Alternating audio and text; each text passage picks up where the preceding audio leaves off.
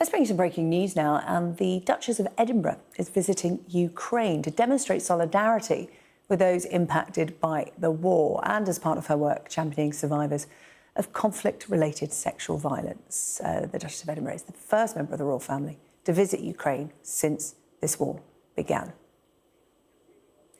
Well, let's bring in our royal correspondent, Laura Bundock, who's with me in the studio. Laura, what can you tell us about this visit? It's a really significant moment. She is obviously a senior working royal, but, you know, we've not had a member of the royal family visit Ukraine since the Russian invasion. A lot of the senior royals have spoken out in support of Ukraine, but today we've seen Sophie, Duchess of Edinburgh, visiting, and not just anywhere in Ukraine, but visiting Kyiv. She's been to Kyiv and she's also been to Bucha and visited a memorial there where huge numbers of Ukrainian civilians were murdered.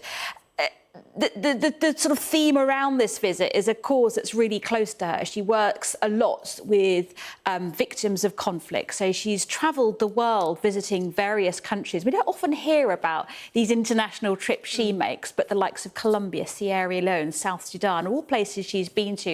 And we know that Ukraine's been on the list as somewhere she wanted to visit. She gave a speech a little earlier today and spoke about how, it was a good day because she'd finally made it there, but also spoke about some of the things that she'd learned following that visit. Let's have a listen to her now.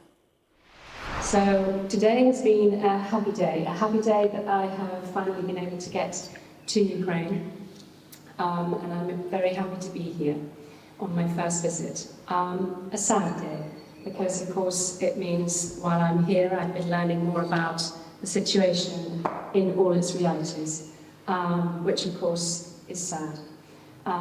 The human cost of war is very real, and I know that everybody here feels it very intensely. So a surprise visit for us, but of course this will have been long in the planning because it's, the Duchess of Edinburgh going into a war zone. What more details do we know about the visit? How long will she be spending there? Who will she be meeting? She's in and out in a day, basically. Okay. So, but she saw a lot.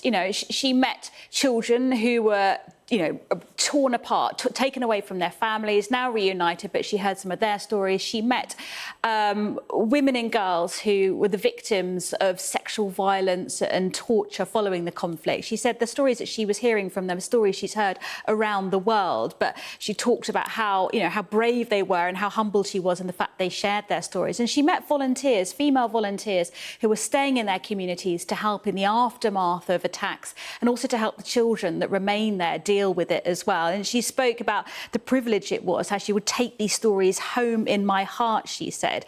It was a really personal speech she gave there. It looked pretty off the cuff as well.